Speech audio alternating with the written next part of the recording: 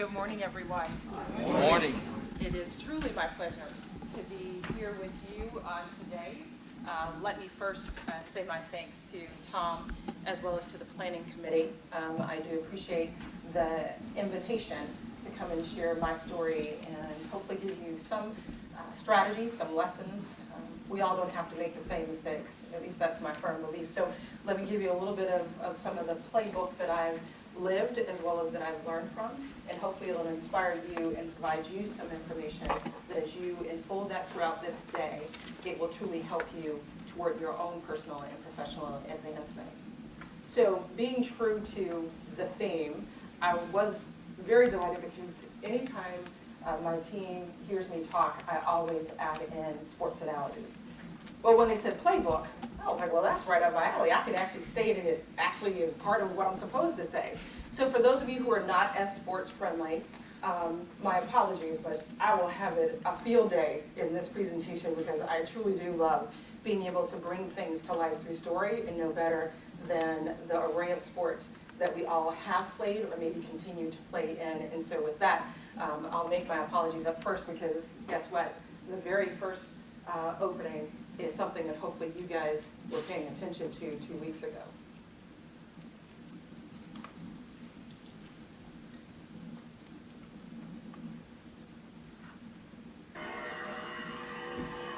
Watch it out, here comes Harvick, the Larson's inside.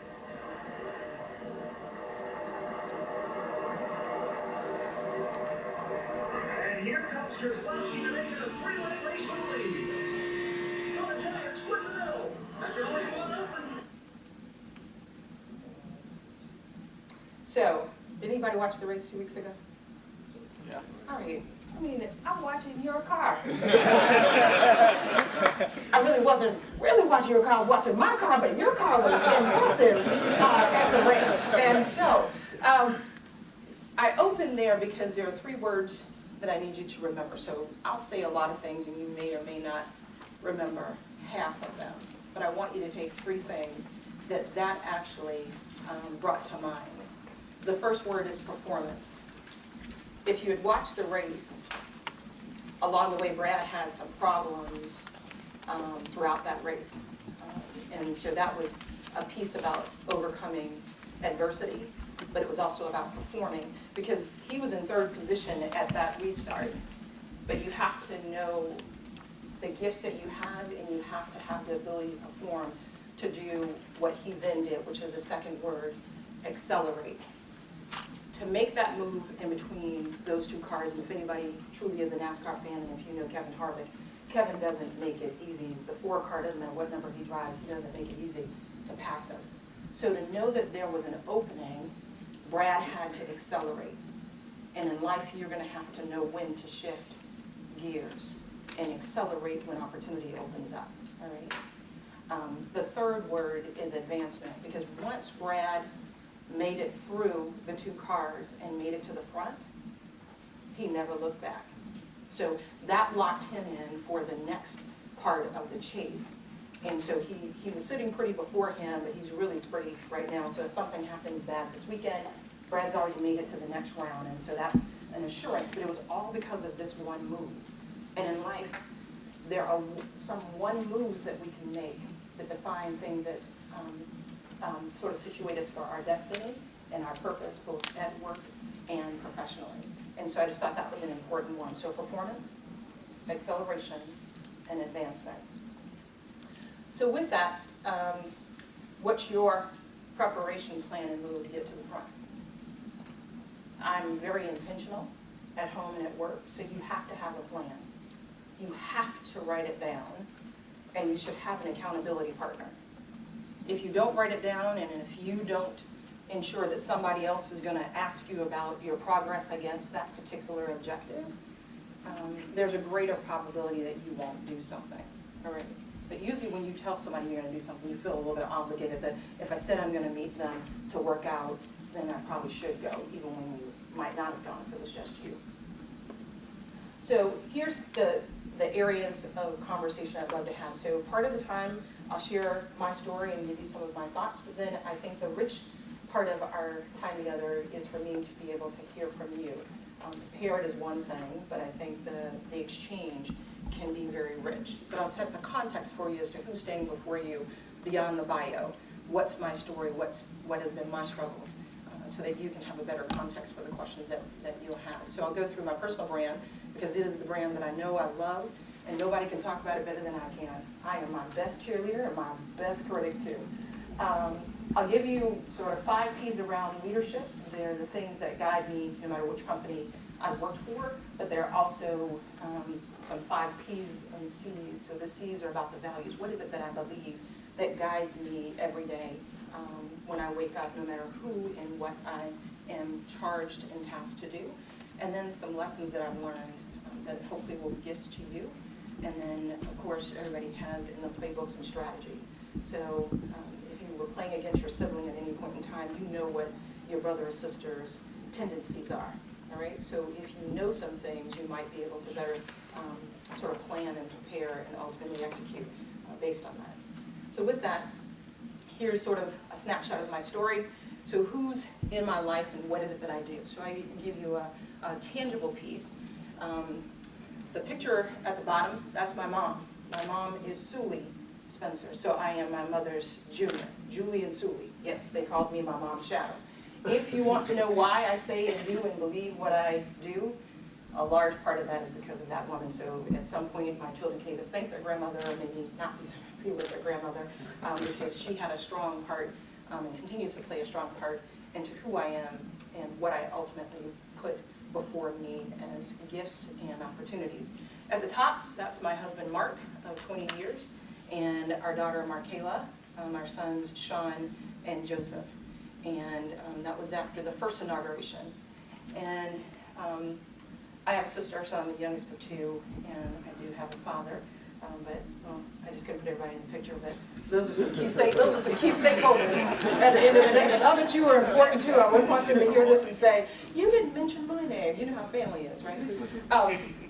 I am a graduate of Emory University, so I was pre-med. So all marketers didn't grow up believing they'd be marketers, or at least this one didn't. I was going to be a pediatrician, so I approached marketing probably with a different mindset than most marketers. I come from more of a factual, scientific place.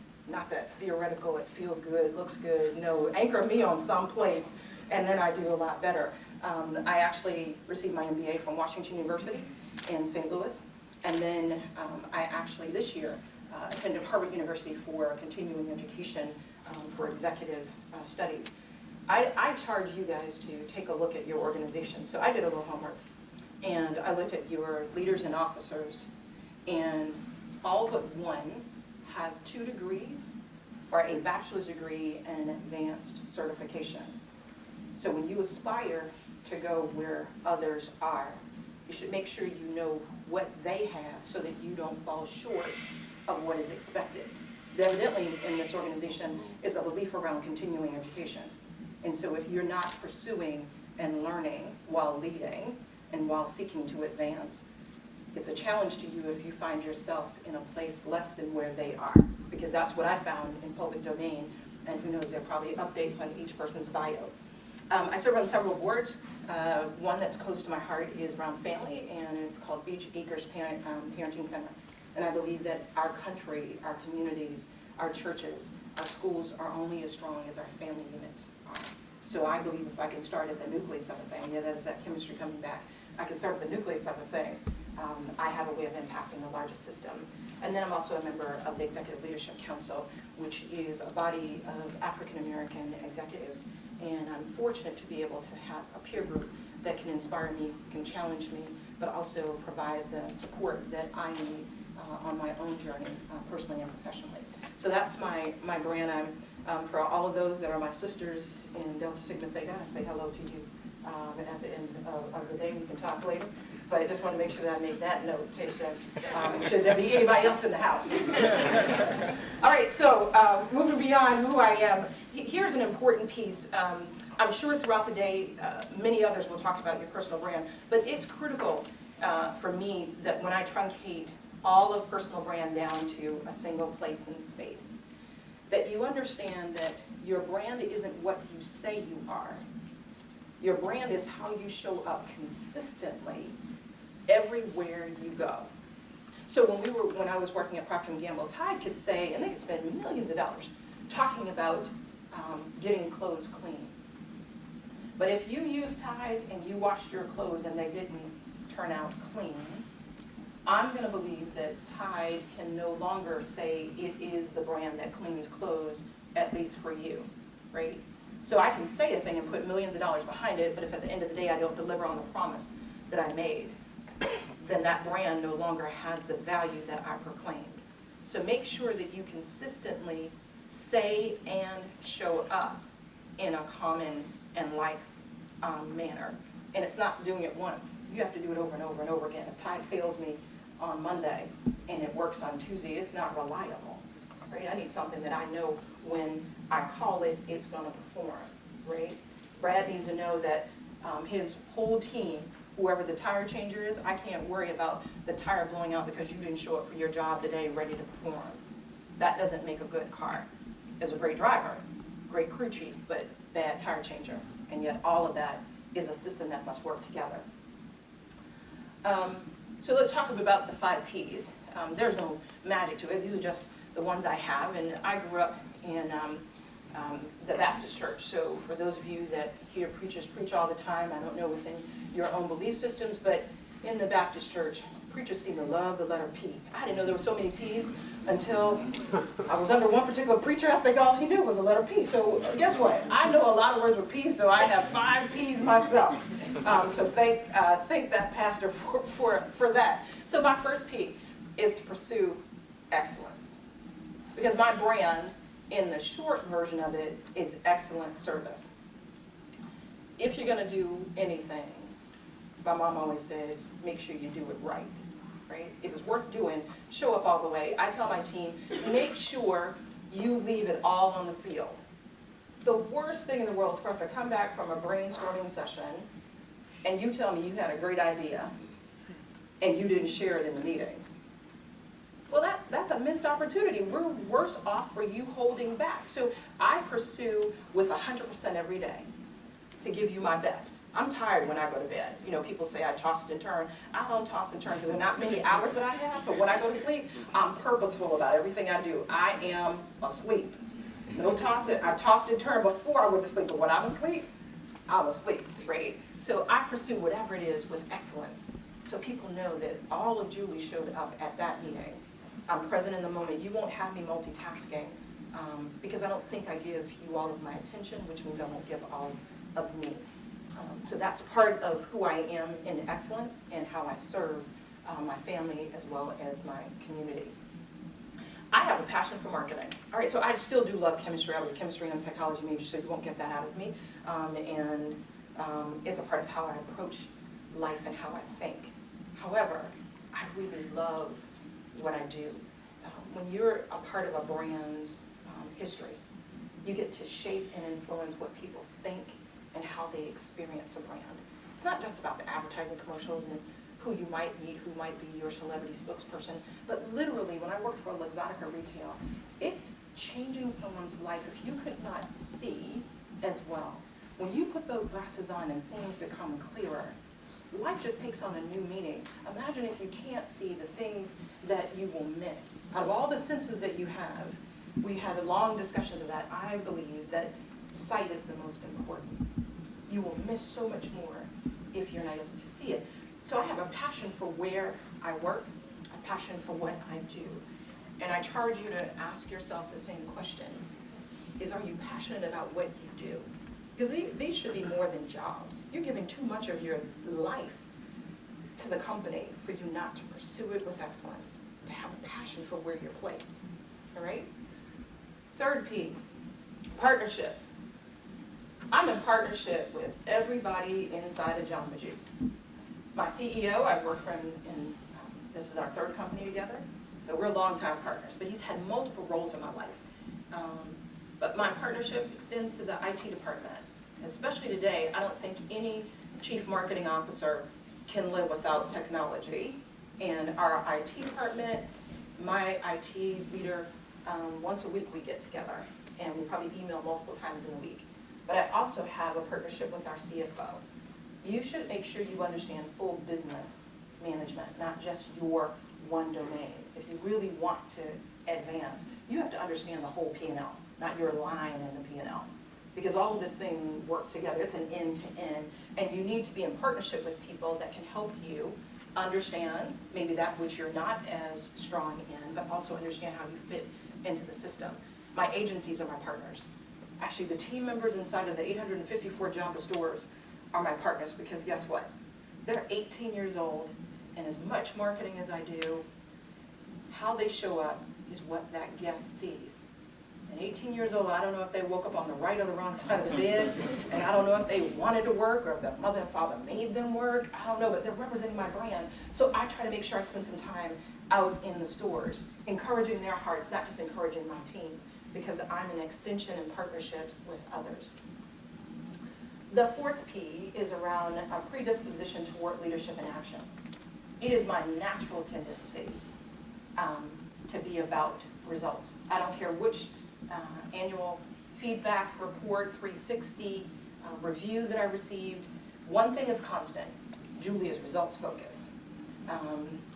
Most people say you're just serious all the time. Well, life is too short to just party all the time, right? So I just believe that if you're going to do something, be intentional about where you place your time and your talents, and then make sure that you're focused on what it is that you're trying to achieve. And so I know when I go into a meeting what I'm hoping to get out. And I actually, so child number 2, he's a Boy Scout, so he's a rank away from being an Eagle Scout. And so, yeah, he's like his mom. So he takes it honestly because he's only 13. So we have to know what we're going to do. So whenever he leaves to go camping, because well, I will say that at least in my family, we didn't camp in the woods, but he does this on a regular basis. I'm like, okay, son, if that's part of Boy Scouting and becoming a man and a good leader. But I asked him 3 questions because I need to make sure that he understands why he's going into the woods that weekend. Why are you going? You should know whether or not something delivers on your desire. You're going to lose the 3 days in life that you'll never get back. Do you know why you're going? And can you alter anything during the experience to ensure that it meets closer to your desired state? But if you just let stuff happen to you, that's your fault if people misuse 3 days you'll never get back in your life, right? But I also ask him, Sean, what's your name? All 3 of my children have been named with purpose, so that's another thing. That's totally different aside. We can talk later.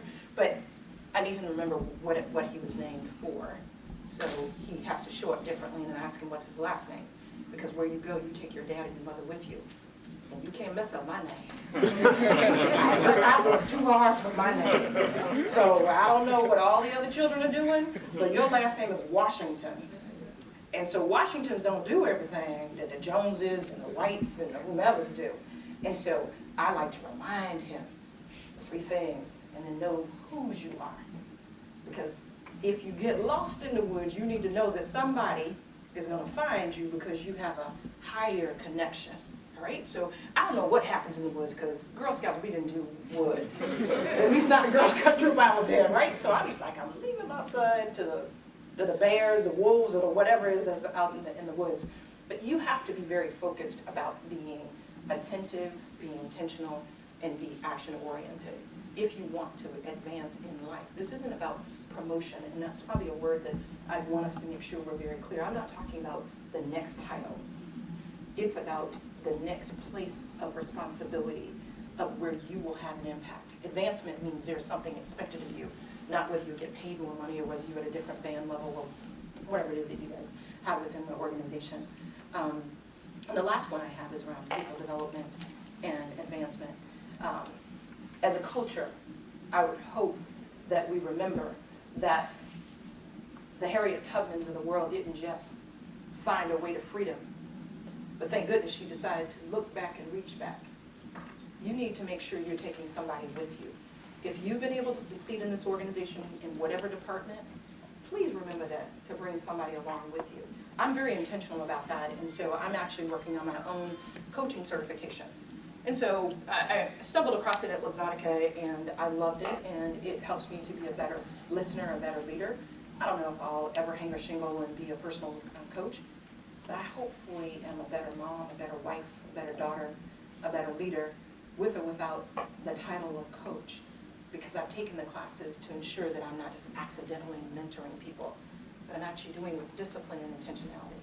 So those were my 5 Ps around leadership. So my values, though, are anchored in that, and they actually are the foundational premise of why I show up the way I do. So I decided I wouldn't do 5 more Ps. I decided I'd go to 5 Cs. No, I don't believe a preacher did 5 Cs, so I made these up all on my own.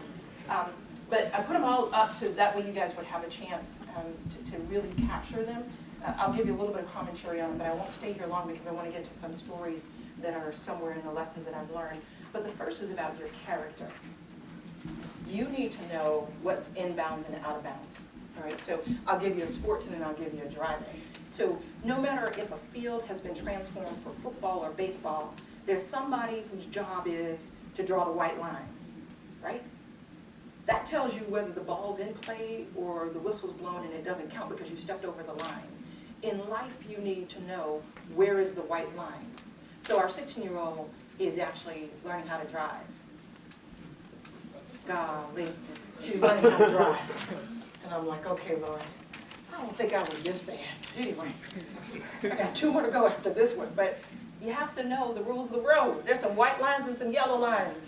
If you cross lines, bad things happen to you and potentially somebody else.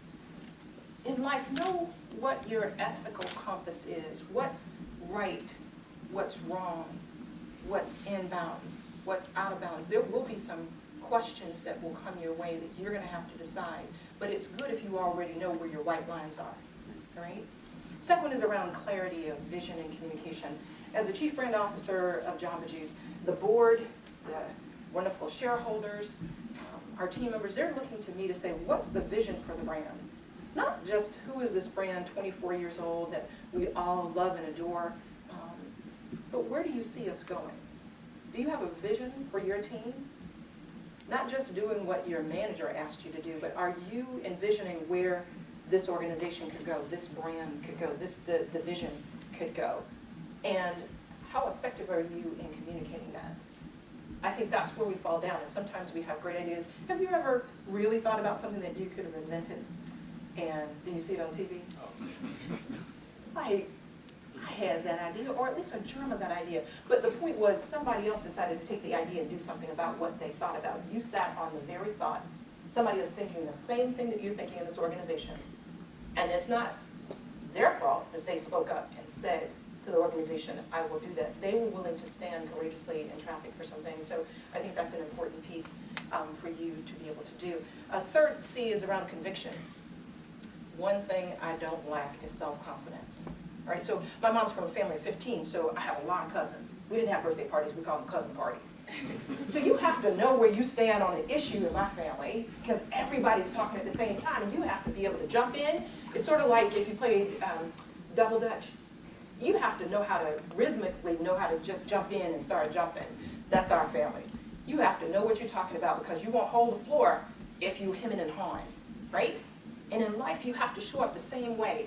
When I go to Jamba's board of directors next month to share with them our 2015 plan, I don't think it would be a wise thing for me to go in with the marketing plan for 2015 and not show up as though I'm certain that this is the best recommendation that's been vetted by the agencies, by the team, by the cross-functional team. If I'm not the person that believes in this plan, why should the board believe that what I'm going to ask them for is worth the investment and that I can deliver it, right? So people follow you, no matter who it is, somebody's behind you in a line. And if you don't show that you believe in what you're talking about, or better yet, if you don't believe in you, if Tom was not an effective leader, there would be problems in the C-suite. Because everybody's like, well, do you think you know what he's talking about? Well, I'm not going to go that direction because he didn't sound like he knew what he was talking about, right? You have to make sure that you're anchored in what you believe and why you believe it. That usually means you have to do some overtime. You're going to have to do some homework, all right? So lazy people, I tell them in an interview up front, because you know what, it's such a hard thing to bring people aboard and then find out maybe it wasn't exactly what you thought. So I'd rather get a hard conversation up front. Lazy people need not apply to work on my team, right? Nobody lazy should show up on my team, all right? So that therefore, you know when you left the interview, You don't want this job. It's a crazy lady. All right, well, good. We got that up front. Crazy lady? All right, well then you should find another job because, 40 hours, I don't even know what that, I don't even think as a marketing assistant I did a 40-hour week. We'll get to part of that in my story. Moving on, courage. So Bob McDonald was the former CEO of Procter & Gamble, and amazing man. So I actually took this from Bob's session. He did a college for the directors at Procter & Gamble. He talked about his leadership. I didn't go to West Point, but this is from the cadet prayer at West Point that actually talks about doing the hard right versus the easy wrong. And so I really encourage you to take this from the cadets. Sometimes in life, back to knowing those boundaries, you have to be willing to do what's right, but it'll be the harder thing that you'll have to do because many times you'll have to stand alone versus just joining everybody else in the symphony of song and being as wrong as two left shoes on your feet, okay? And this one isn't an easy one, but when you do it, you are better for it in the organization, your family, name whatever group you're affiliated with. There will be dividends upon being willing to do the harder right thing than continuing along doing the easy wrong thing. The last piece is about compassion. I'm a firm believer that you, as a marketer, have to speak to your head as well as to the heart of a person. And so within that, Maya Angelou talked about people may forget what you've said, and they may even forget what you've done, but they'll never forget how you made them feel. I think we can all harken back to somebody, and probably when we were young, we have better memories of when we were in elementary school than our last birthday party, right? It's something about when you get older, all things blend together and all the years look the same, but you remember that 5th birthday party, the 6th birthday party, probably even what you had on. But making sure that when you exchange with people, that you connect to their head as well as to their heart. So, crew chief. Paul talks to Brad. So here's the crew chief, Julie, talking to you guys. Here are 5 things. I had to learn a couple of these the hard way. So, take personal accountability. Oh my word, the dog ate my lunch. Everything around me was burning up and I just was barely able to get out. If you're wrong, just say that you're wrong, okay? All of this setup stuff, I don't understand that because we're gonna find ourselves at the same destination no matter what, okay? So what I would love for everybody to make sure that you do is take accountability for what you do. Everybody wants to take the credit, but no one wants to make sure that when maybe things don't go so well, that's not my relative. We love to be related to people by the 5th cousin dimension if they're doing something great.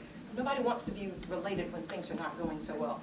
But please make sure you take accountability for what you do, what your team does, own it, and then correct it if there's a need for that.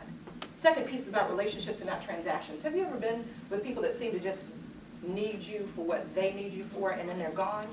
Nobody wants to be around people like that. Look back to my team. Let me speak for me so I can't put this on you guys. I would prefer to be in a relationship with you. I don't care who you are.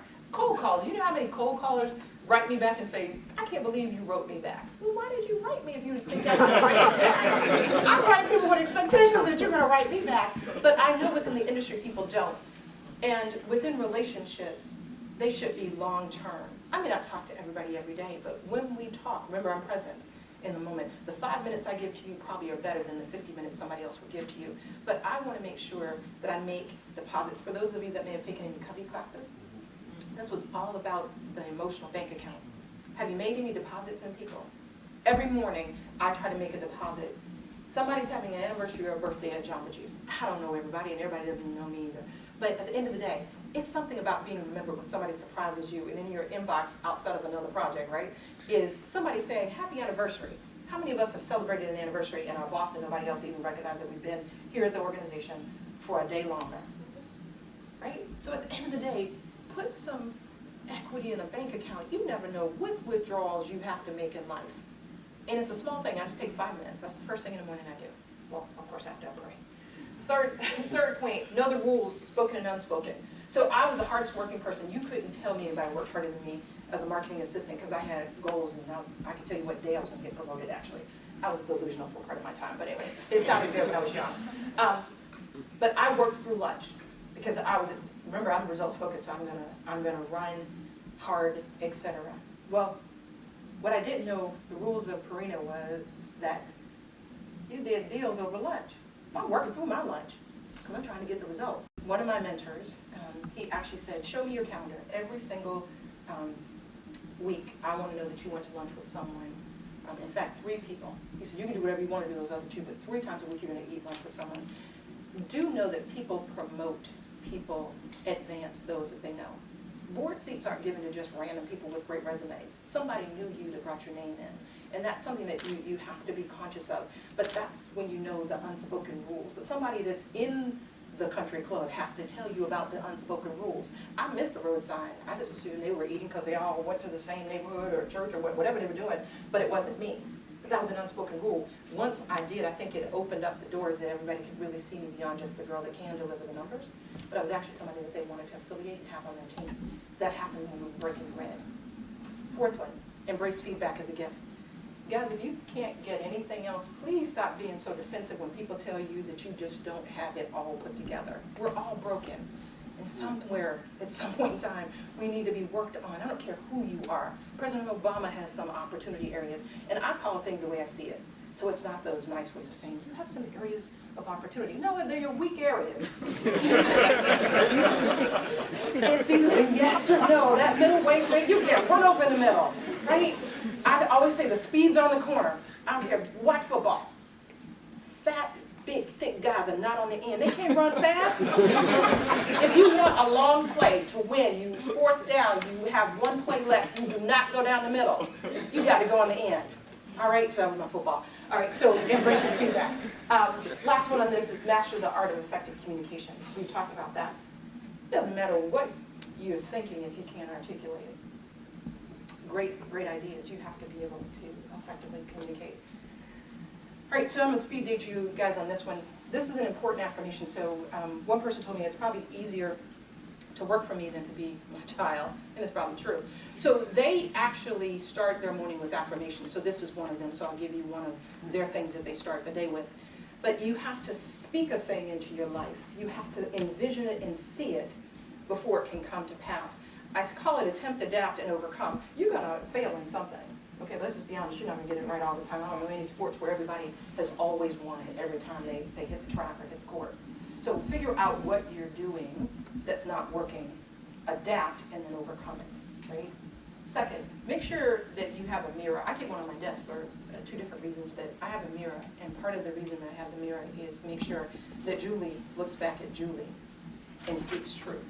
You can lie to everybody else, but you should not lie to the person looking back at you in the mirror, okay? So make sure to you be true. Forget everybody else, but if you can look back and speak to that person, that's who you should be accountable to. I tell my kids, so I send lunch notes, so I travel a lot, so if they take lunch, they get a special note from mom. All right, so in the lunch note, this one was recent.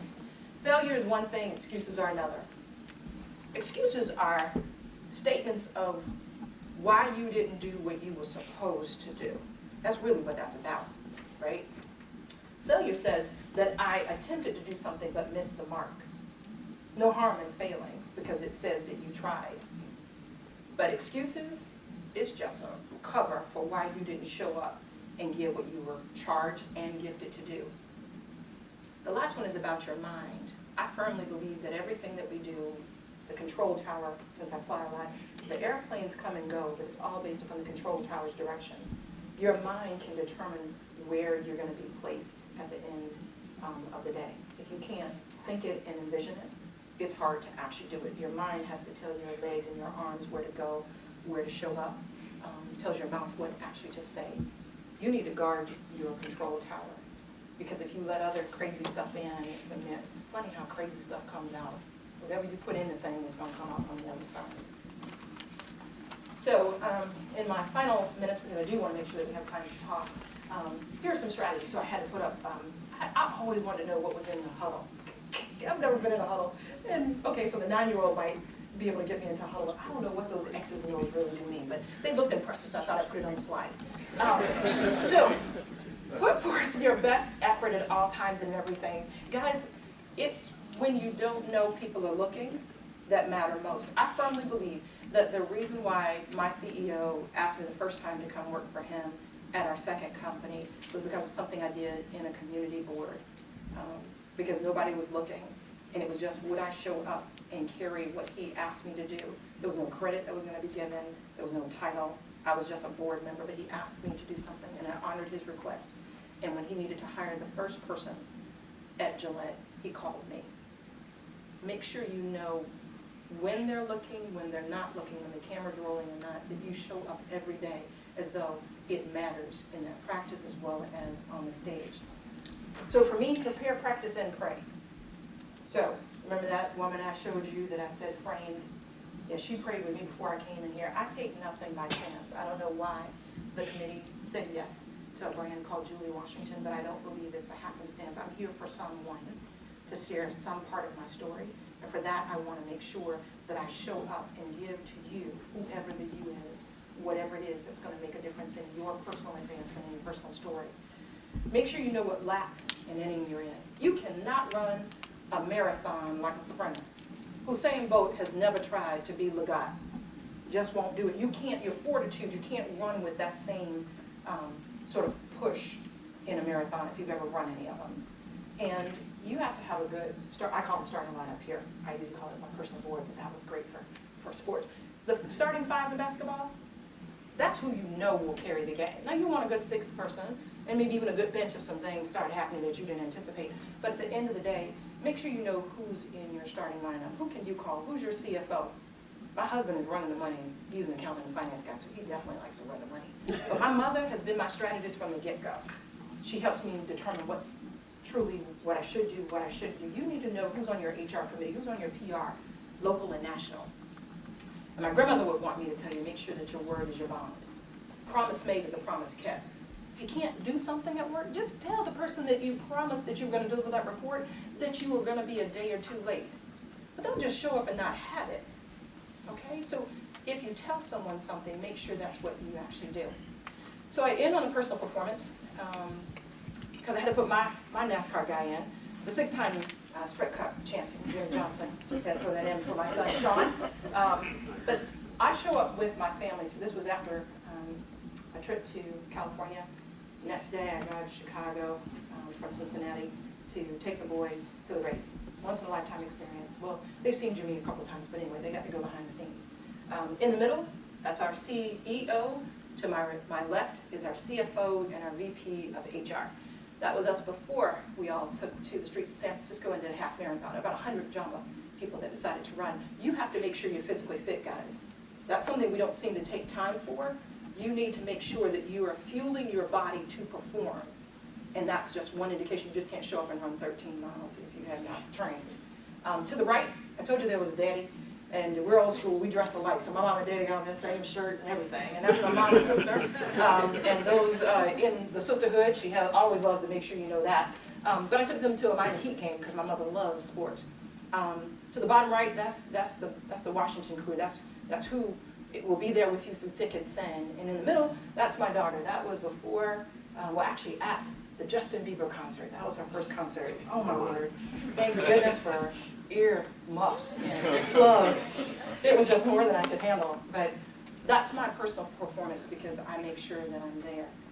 I'll leave you on a closing thought. So if you want to look up Francis Bacon's quote, I think it's important for you to anchor yourself on something. So he says, everyone has a desire to win, but only champions have the desire to prepare. It's not what we eat, but what we digest that makes us strong.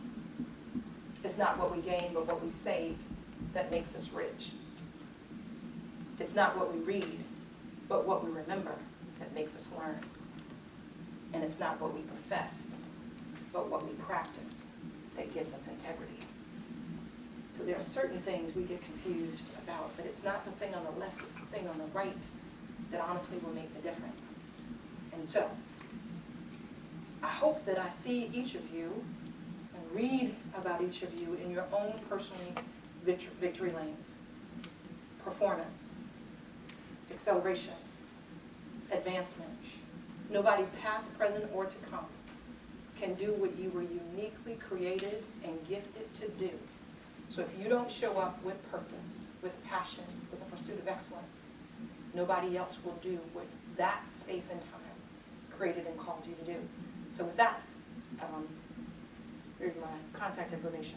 People do, and sometimes don't call, don't email, but I respond.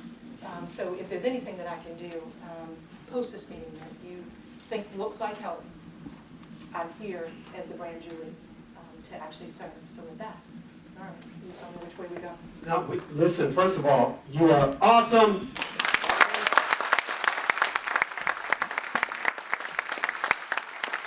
you so much. I did not break a promise. And may I say now that I was part of the team that chose you. So. Well, thank you. Listen, we're going to take a couple moments. We're going to have a little Q&A with Julie, and I have the pleasure of kicking it off. I would say for anyone else that wants to ask questions, we have a mic in the back by Danielle. Wave your hand, the beautiful Danielle. So go back to Danielle to ask questions, but let's spend some time to better understand Julie's journey and how we can take some of that learning and apply it to our personal and professional advancement. So I'm going to kick it off, Jonah. God bless you. All right, so thanks again. Listen, I've got a few questions that we jotted down, so they're somewhat scripted, but this is the best way. But here's one for you. I loved your thinking around your personal brand, and it frankly jumped off the slide, the page for me. What would you say is the most valuable lesson that you learned in building out and shaping your personal brand? Valuable lesson, it's on the feedback piece, because I knew what my intentions were, but they weren't coming across in the perceptions, and so I had to calibrate that perceptions were my reality. And so as I thought about my brand, I had to make some adjustments. Said differently, so real talk is I had to understand that the confidence that I have and exude can cause my brand to be misread. And it doesn't allow people to share their thoughts if I come in with such a strong belief and conviction. So I have to make sure that I temper. I'm still well prepared now. I just have to say that to myself. I'm like, I still have an answer. If nobody else shows up, we will have a plan. But the point is if I'm in a meeting and if I have the strong, solid voice and opinion, it has caused some people not to always want to share. So make sure you understand your surroundings. And so for me, I had to understand that if I really wanted their input, I had to change how I showed up. But not deny that I was as prepared as I knew I was for the conversation. So it was a little bit of an oscillation for me. But that change has just been miraculous as I move forward in my career, as well as at home. If you know the answer as a parent, then why would your child ever show up to say anything to you? And so the sharing is richer when I open the door a little bit wider, and my voice is just a little bit softer, and maybe my assurance is just a little bit diluted, for me anyway. That is fantastic, and I really like what I heard from you, because it really is a finesse thing too, as well as it goes back to your quote about that mirror on your desk, right? You know yourself, and you understood what you wanted to project, but you were willing to make the adjustments appropriate that would deliver the brand promise, right, that you envision for yourself. I have one more question for you, and you have such an amazing journey, and there might be 5 stories, just give me one. But what advice do you have for someone who is, I mean, we're obviously all on our own personal journeys of discovery and advancement in all phases of our lives, but can you think about a time, and this is to help others here, that you might have been frustrated in your journey, in your career journey, and what was the thing, or what were the things that allowed you to recenter, refocus, and to move through that, and to come out on the other side of it better for it? All right, so the one that comes to mind first is I was confused about advancement and promotion. As I told you, I joined Ralston Farina June 3rd, 1991. I said I was going to get promoted to brand manager June 3rd, 1994. So I was not confused, and I communicated that to management. So I wanted them to know that's what I had planned, and I was taking every assignment so whatever you said I needed to do, I needed to do that. But what I had to do was adjust myself around looking at everybody else. Have you ever tried running and looking around? You will fall and break your neck, right? A runner has to stay in lane but stay focused. And I think what we all do is always compare ourselves to somebody else, why they got promoted, what else they seem to be getting as an opportunity on an assignment. You don't know the backdrop of the story, and you actually don't even know what the cost is for that assignment. You might be glad that they didn't ask you to do that, especially now when other things might be progressing in your life. And so for me, it was an opportunity to stop looking at all the things around me and start just staying true to me. And I was making sure that other people weren't moving faster than me, so that's why I had a road mark on the side. I needed to be promoted in 3 years to the date, right? Because I had heard what needed to be done. But if I relaxed, I actually got married June 4th, 1994. So I'm willing to say that that was a good trade-off. And I got married on the 4th, and I didn't get promoted on the 3rd, but I did get promoted in August of 1994, so it was a little delayed. But at the end of the day, just a wait, 2 months off. But at the end of the day, if you can stay centered on you and really stop worrying about all the other people, you will enjoy your journey much more because you're focused on only the things that you can do at the end of the day. That was my gift to myself, but that took a minute to learn. So we'll go to the question. That was awesome. So we're going to open up the questions again. If you have a question, because we don't have a mic that I can get to you, could you go to the back to Danielle? Thank John. you very much. That was really excellent. Really resonated with me, everything that you said. First of all, I was wondering if you could come help coach the Michigan O-line with your analogies of like the fat slow guys. Sure. But seriously, sort of on that same vein, how do you ensure that your team has the same values, the same sort of steadfast focus on excellence in terms of performing that you have on a consistent basis? Sure. I spend one-on-one time with my direct reports each week. And I spend time getting to know them as individuals versus just as someone that's leading digital or leading consumer research. And I think when I get to know you as the person, the coaching part of me comes out, the opportunity to empower you. Sometimes people don't need as much rope as you might want to give them, so you might have to pull the reins in because they need you to help walk alongside them. And so I think when people know that you're confident in them, my point is you've already interviewed for the job and you've already received the job, so stop acting like you're interviewing for the job. You're on my starting lineup, so you have my full confidence that you can play. But what I do tell them, that was probably my first meeting orientation, play your position. If you're not a center, stop trying to be a center. Bring the ball down. That's all I ask you to do. Bring the ball down. You will get killed if you stay in the middle, right? We got a guy for the middle. And when they do that, I want you to be the best guard, the best forward, the best center that you can be. I coach to your position, to your person, and we don't do the one-size-fit-all plan. So I think that's probably what makes the difference for me and my team. Excellent. Would you mind introducing yourself and your function before your question? Certainly. My name is Jesse Hampton. I work in Albany, Georgia as the Manufacturing Development Manager. My question is really around, you speaking more to, you talked about being purposeful and not multitasking, and you still do a lot. I do. And we have a lot of technology, a lot of tools at our hands that sometimes somewhat takes us away from being in the moment. Could you speak of strategies around how you were able to be disciplined and do all those multiple things and staying in the moment? I think, thanks for the question, Jesse. It's around understanding the season that I'm in. And so today's season may have been different than this summer. And so when you're clear on your priorities, so I don't try to do balance. For people that are trying to do balance, the chemical side and the chemistry in me says that's a forever process to try to get those scales balanced in life. Forget that. I'm going to be focused on the priorities. And so where I am, I hope that every day I'm making the best choices. There are things that I don't get done at work, and I've learned to forgive myself because otherwise I'd be up all night trying to get, the more I clean my desk, the more stuff comes on my desk, is what I've found anyway. So it's not about cleaning the desk. It's not about answering every one of these texts and emails that come your way. Covey has a point about urgent and important. Be real clear about what's important, because everybody's going to tell you that it's urgent.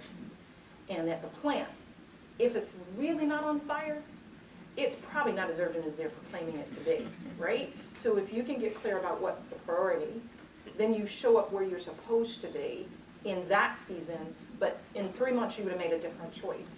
Certain times I'm there more for my kids than I am for my team, but that's because they needed me in a different way at a different season in their life. But I can shut things off, otherwise I will be cooking. But kids are good reminders. My 9-year-old will come in and he'll look at me and says, "Mommy, look at me." So that usually means I'm multitasking and I didn't realize it. So you have to have somebody else to put you in check and balance. And so that's worked for me anyway. Awesome, excellent. More questions? Hey, good morning. Quick question. So, Could you introduce yourself and your function, please? sorry, Ingrid Smith. I'm a chain account executive. I'm on the sales team in the Southeast region. I have a question about, obviously you've got an impeccable resume, great story. I wanted to know a little bit more about, if you mind sharing a story or experience of where you may have been challenged, had a diversity challenge, being a woman of color in executive management and a female. And, you know, obviously it was a huge climb to get there. So if you don't mind sharing just a story or so of how maybe you've overcome one of those challenges on your ascent. All right, Ingrid, now you really want to peel back the onion and say, who is this person, all right? So, Good question. with that, the example I'll give is from Gillette. So I started May 12th of 2003 at Gillette. The third week of being at Gillette, I'm asked to attend this meeting. I basically don't know the people. I'm new to Boston. I show up in this room, all white males. And I'm trying to figure out, did I make the wrong meeting, right? Like, so why am I here? Like, I'm looking for, like, my boss. He's an African-American male. He was not in the room, so I'm trying to figure out, why am I in this room? Well, as they introduced themselves, this is literally the C-suite of Gillette, and I keep saying, why am I in this room? As the discussion unfolds, Mr. Kiltz, our CEO at that time, he basically said what he saw at Kraft Nabisco, he was not seeing at Gillette, and he needed a big idea. That's actually what turned into be one of my big moments of NASCAR, is he was looking for a big idea. So I had to understand within myself, I'm good, I don't really know what I'm supposed to be doing among all these people. They had bigger titles. I really didn't know why I was there. But as the story unfolded, I just took real good notes and made sure I was gonna go back and ask somebody, what were the Peters? There were like 5 Peters in the room. What were the Peters talking about, and what did they really want from me? And when I did that, I came back, and then I had to present to them, because that was the problem. I needed to be the problem solver. 3 weeks in the company. I then had to have a self-talk because I wasn't sure if I knew enough about blades, razors, and anything else to actually tell this group of senior leaders what was going on. So I had to go to my starting lineup to reaffirm in Julie that Julie could do it. And I had to have a team, because I knew nothing about NASCAR. And I had to have a team to actually teach me what I didn't know, so you have to be teachable. But when I showed up with the Peters, I had a plan, and they bought the plan, and they gave me time to execute the plan. But I will say I was a little bit daunted that when I walked in that room, I couldn't understand why I was actually in that room, because I knew I didn't look like the rest of the room, and I'm not sure if they even knew my name. But I made sure they did after I had presented my plan. So it was all good after that. Compliments of NASCAR. Thank you, Ingrid. Thank you. Hi, I'm Michelle Nettles. Nice to meet you, Michelle. My question is a follow-up. So Yes. when you walked in that room and you were the only person of color, what was the speech that you gave to yourself? My honest speech? I can do all things through Christ who strengthens me. That was the honest one, so I was trying to figure out what else to tell you, but in the time allotted, that was what I said to myself. I don't know what I'm doing here, but I can do all things. Whatever they're gonna ask me, I know me. I can say something about whatever they're talking about. I at least have one thought. Go to a meeting with one thought. Stop showing up with a white piece of paper and pencil. That bothers me like nothing else. Come to the meeting. You were invited with a thought. Bring one thought. They gave you the title of the meeting. Bring something to the meeting before the meeting takes place, okay? Julie, I harken back to the story and the advice you gave to your son, the burgeoning Eagle Scout, which Yes. is, why are you going to this place? What's your purpose, right? Please make sure you know why you're there for 30 minutes or an hour. That's a 30-minute or an hour intersection in your life that you were supposed to do something. And if you don't come prepared, you will miss it, and people will be less for it. And I just believe you have to be that intentional, or at least I've seen dividends when you are. Awesome. We have one last question. Hi, I'm Yolanda Sulzer. I'm running in development for integrated supply chain.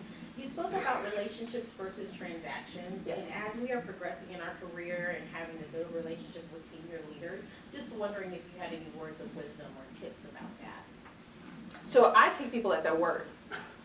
Every company I've been in, the senior leaders have said our doors are open.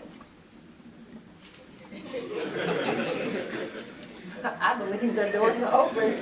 So you have to have a dress rehearsal. So can I make sure, so I didn't always play big time sports, but I believe ballet was a sport. So I actually danced for a ballet company.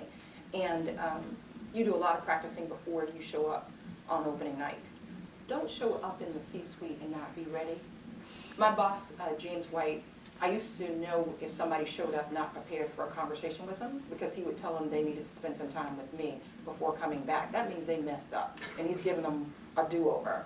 But when you go, if Tom says that he's available, make sure you go with something to talk about. What could be his sleep loss issue? What could you bring from a human resources standpoint that would be value added? How do you provide him a data point of information that he can take to the rest of the organization? But most people are takers, not givers. Come in a posture of giving people something, and senior management has a way of loving on you and they provide you opportunities because what they know is you're thinking, control tower. Julie's thinking about the planes that are in orbit around this place called MillerCoors. And if you're thinking about the business, why wouldn't I give the opportunity to interface with the leaders of the business? But most of us come asking them for something. Thank you so much. One minute, Mary. I'll be fast. Okay, so my name is Mary Bayazid, and I'm out of Chicago. So I had a question about culture fit. So at MillerCoors, we talk a lot about culture fit, right?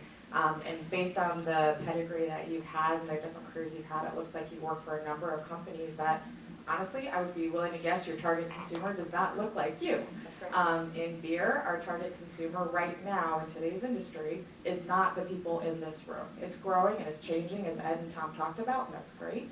But I'm curious about working in different companies like you have that didn't maybe feel like the culture, which is reflective of your consumer, fit you exactly. How did you overcome some of that, or how did you balance that working in a culture that maybe didn't feel exactly like you?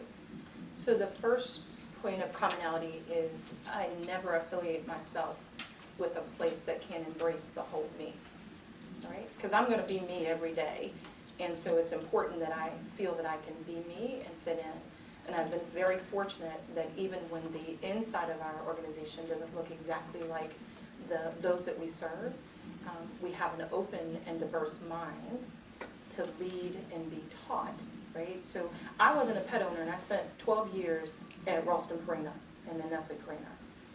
But as a marketer, I didn't need to be the pet owner. I just needed to make sure I understood what the people in the focus groups were telling me about how much they love these dogs and wanted to live for 50 years, right? And what kind of food I could give them.